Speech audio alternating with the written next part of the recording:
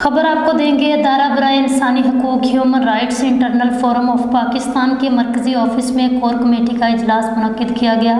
इजलास chairman doctor Hashim संध्यान की सरबराही में किया गया। प्रोग्राम में कोर कमेटी के अहदेदारान doctor Qamar Rahmani, vice chairman Imran Shahid, joint secretary Suhail Arif Arain, Karachi president और core committee member Abid Khan, executive member Safdar Bhai, executive member Faisal Kashmiri, office incharge Abdul Aziz Sheikh ने शिरकत की।